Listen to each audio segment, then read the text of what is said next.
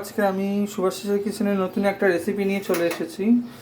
এটা হচ্ছে সোয়াবিনের চিলি সোয়াবিন করবো আজকে।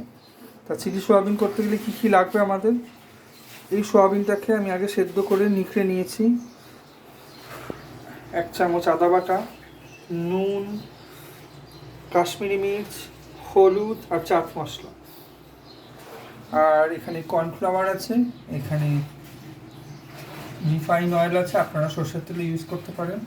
এই টমেটো কেচাপ, এই লঙ্কা কুচি রাখা আছে, টমেটো, পেঁয়াজ আর ক্যাপসিকাম।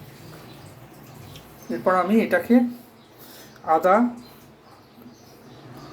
নুন, কাশ্মীরি মির্চ, চাট মশলা, হলুদ দিয়ে এটাকে মেখে আর কর্নফ্লাওয়ার দিয়ে মেখে নিয়ে তারপর আমি এটাকে ভাজবো।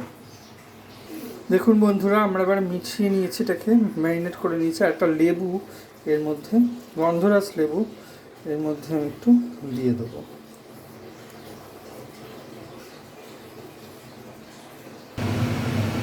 এরপর আমি তেলটা দিয়ে দেবো।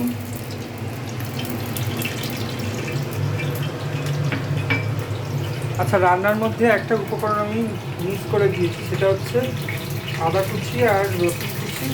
আমি একটা আলাদা করে রেখেছিলাম, সেটা আপনাদের এখন দেখিয়ে দিলাম। সোয়াবিনটাকে আমি ভেজে নিচ্ছি, একটু লাল লাল করে ভেজে নেব। একটু তেল দিয়ে দিলাম, এরপর একটু নুনও দিয়ে দিলাম। এরপর আমি এই আদা কুচনো আর রসুন কুচনো দিয়ে দেবো।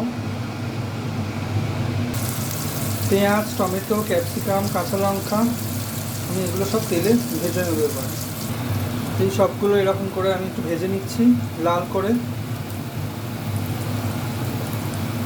তারপর আমি এই ভেজে রাখা ক্রিপসি সোয়াবিনগুলো আমি এর মধ্যে দিয়ে দেবো। এরপর আমি টমেটো সসের সাথে আমি ওই কাশ্মীরি মির্চটা একটু মিশিয়ে দিয়েছিলাম, ওটা দিয়ে দেবো।